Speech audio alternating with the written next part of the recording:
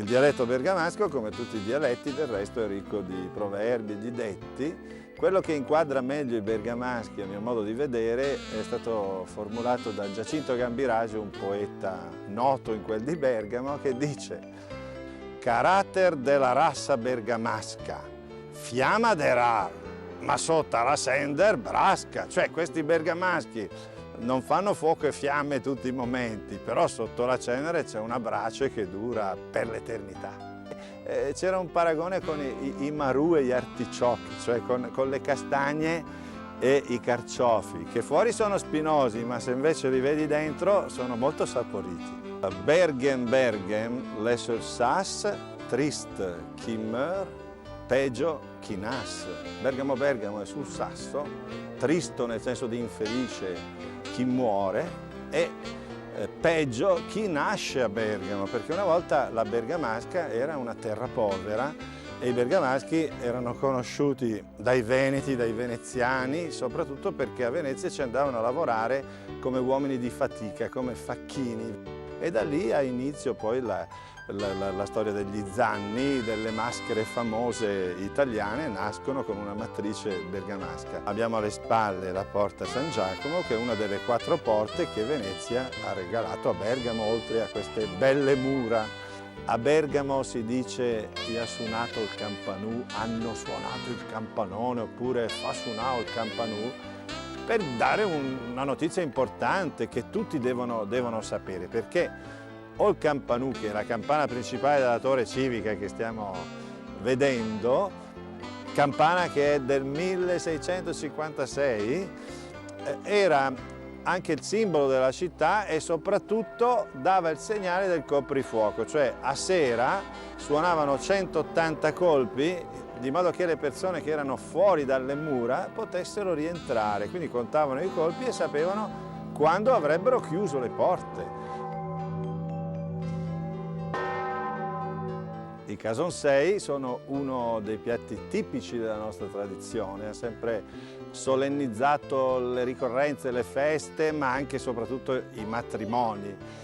E c'è un detto a proposito dei casoncelli che dice «Iga pura del fum di casonsei», che significa avere paura delle sciocchezze, in sostanza come si fa a preoccuparsi del fumo dei casoncelli, che sono cose così buone. Coraggio ragazzi, la vita è bella!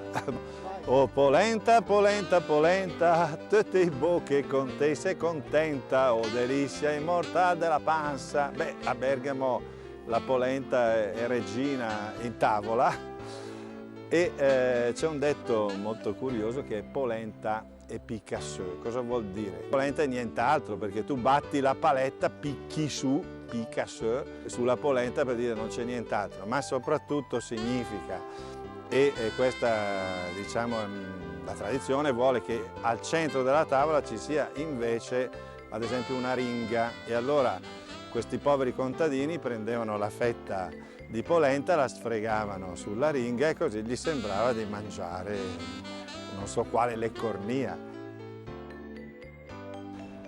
Siamo di fronte alla chiesa di Sant'Agostino, il che mi suggerisce il detto pota i la dis ai fra quando i se scota, cioè dicono pota anche i frati quando si scottano, perché pota era una parolaccia, solo che col tempo si è slavata e si è trasformata in un perbacco cribio, tant'è che a Bergamo si aggiusta ogni situazione con la parola pota.